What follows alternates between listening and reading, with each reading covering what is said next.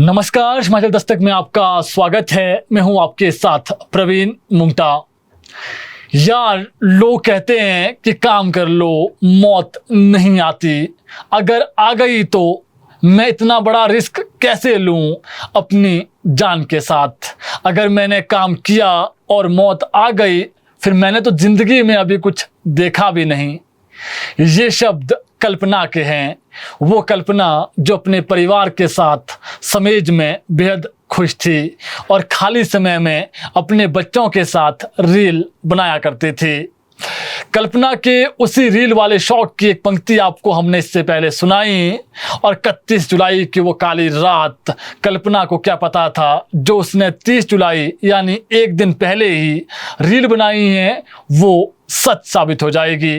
यार, मैं सोच रही थी, लोग कहते हैं ना काम कर लो नहीं मौत आती। अगर आ गई तो मैं इतना बड़ा रिस्क कैसे ले लूं अपनी जान के साथ।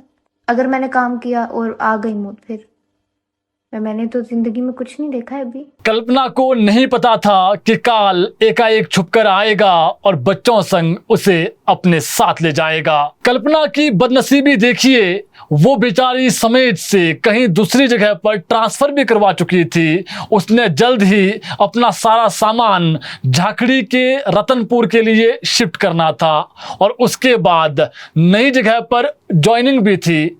लेकिन कुदरत और किस्मत का फेर देखिए, उसके साथ क्या से क्या हो गया। कल्पना, जिसकी उम्र महज अभी 34 वर्ष थी, वो अपने एक बेटे अद्विक उम्र 4 वर्ष और बेटी अक्षिता उम्र 7 वर्ष के साथ समेज खड्ड के मलबे में दफन हो गई और अपने पीछे अभागे पति को अकेला छोड़ गई।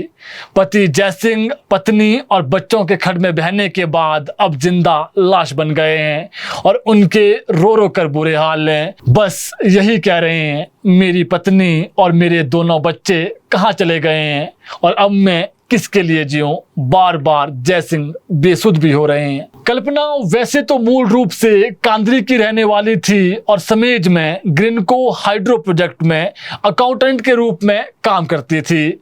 समेज खड्ड की वजह से ही कल्पना ने कुछ समय पहले ही रतनपुर को अपनी ट्रांसफर करवाई थी। वहीं बच्चों की भी मॉनसून ब्रेक चल रही थी और दोनों बच्चे एक सप्ताह तक रामपुर के कांद्री गांव में मौज मस्ती करते रहे।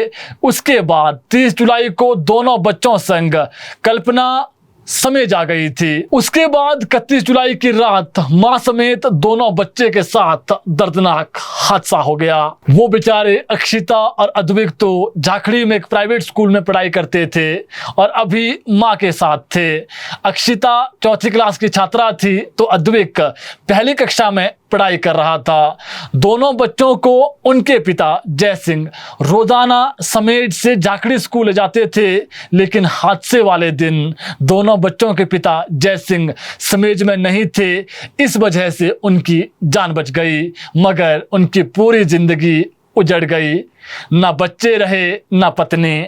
जयसिंह और उनकी पत्नी कल्पना अपने दोनों बच्चों के साथ समेज में गोपाल, जिनका वो मकान था, वहां पर किराए में रहते थे और इसी बिल्डिंग के टॉप फ्लोर पर उनका क्वार्टर था और इसी में निचले फ्लोर पर कंपनी का दफ्तर भी चल रहा था। और पूरी बिल्डिंग के खड्ड में बहने से 12 लोग यहीं पर काल के मुंह में समा गए हैं, जिसमें जयसिंह की पत्नी, उनके 2 बच्चे और उनके अलावा गोपाल की पत्नी शिक्षा, बेटी जिया और ग्रिनको हाइड्रो प्रोजेक्ट के 7 कर्मचारी भी इसी में थे जो इस भयानक खड्ड में बह गए। कल्पना को रील बनाने का काफी शौक था। नौकरी के साथ साथ वह इंस्टाग्राम में रील भी बनाती रहती थी। लेकिन किसे पता था कि 30 जुलाई की जो रील कल्पना बनाएगी वो दूसरे दिन सच साबित हो जाएगी। यार, मैं सोच रही थी, लोग कहते हैं ना काम कर लो नहीं मौत आती। अगर आ गई तो ऐसी कल्पना कभी सपने में भी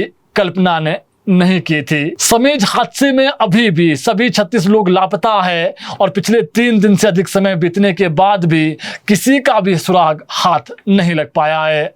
माना जा रहा है कि खड्ड में अत्यधिक पानी की वजह से लोग दूर दूर तक बह गए हैं। ऐसे में यही वजह है कि शिमला जिला प्रशासन ने समेज से लेकर शिमला के सुन्नी तथा पानी तक अब सर्च ऑपरेशन को चलाने का निर्णय लिया है।